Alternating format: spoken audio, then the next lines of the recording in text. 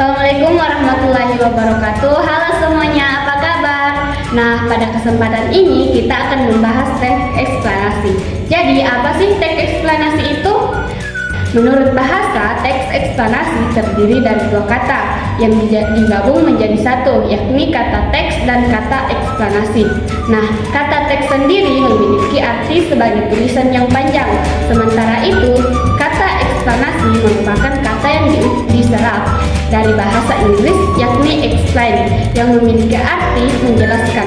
Jadi, secara harfiah, teks eksplanasi memiliki definisi adalah sebuah teks yang memiliki fungsi untuk memperjelas suatu peristiwa atau fenomena yang terjadi di sekitar manusia.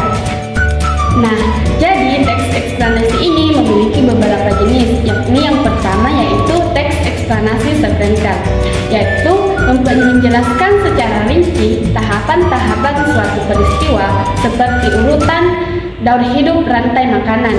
Dan yang kedua yaitu teks eksplanasi faktorial, yang menggambarkan efek dan konsekuensi dari suatu proses, misalnya dampak penjajahan. Kemudian yang ketiga yaitu teks eksplanasi teoritis, yang menjelaskan tentang potensi di balik fenomena alam.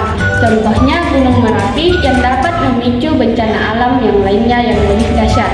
Kemudian yang terakhir kausal, yang menjelaskan sebab dari sesuatu yang berubah secara bertahap.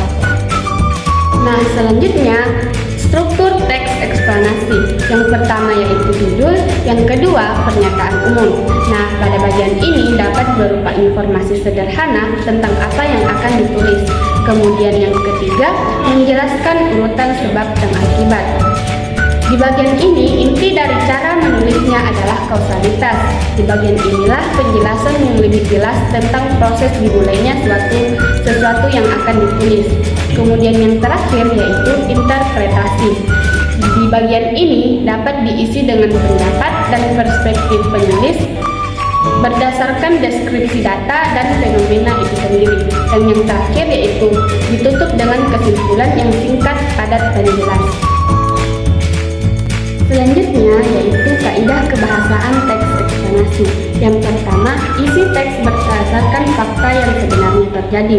Yang kedua, banyak memakai konjungsi kausalitas atau sebab akibat. Yang ketiga, banyak menggunakan kata ganti berwujud kata benda dan bukan kata ganti orang.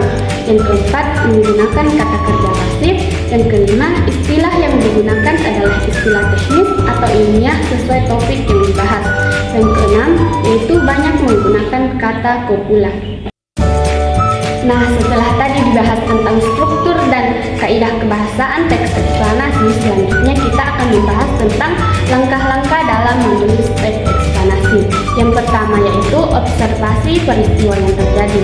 Di setiap peristiwa atau kejadian yang ada di sekitar memiliki keunikannya sendiri. Maka amatilah hal-hal tersebut, karena dengan ini dapat dijadikan sebagai bahan utama dalam penyusunan teks eksplanasi. Kemudian yang kedua, menentukan fokus.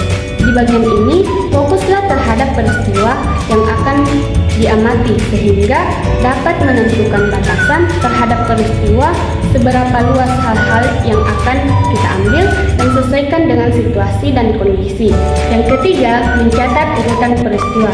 Kemudian yang keempat, yaitu membuat kerangka teks. Setelah mendapat informasi atau data, urutan kejadian hingga fakta dari hasil pengamatan, langkah berikutnya yang perlu dilakukan adalah menyusun kerangka. Pada tahap ini, tentukanlah setiap bagian dari peristiwa tersebut agar sesuai dengan struktur dan mulailah menyusunnya. Demikian pembahasan kami tentang teks eksplanasi. Mudah-mudahan apa yang kami sampaikan dapat bermanfaat. Akhir kata, wassalamualaikum warahmatullahi wabarakatuh.